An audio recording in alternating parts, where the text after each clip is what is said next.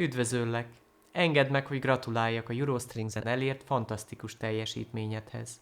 Most pár szóban elmesélem, hogyan tudod javítani felvételeid minőségét.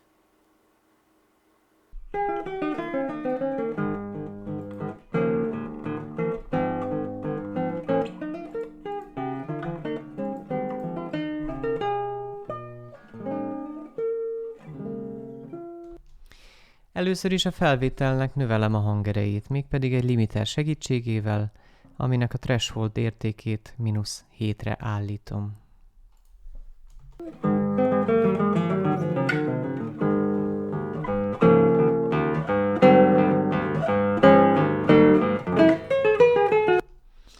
Ezután egy EQ segítségével eltávolítom a nem kívánatos frekvenciákat.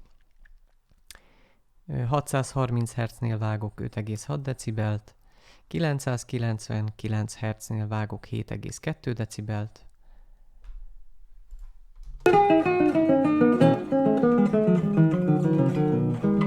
és már csak egy zengetőt fogok rárakni.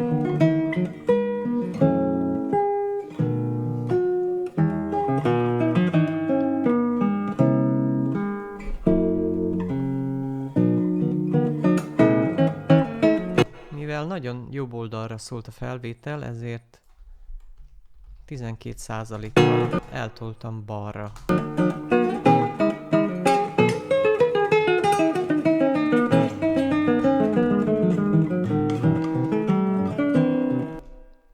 És ezzel el is készültünk. Sok sikert, további szép napot kívánok!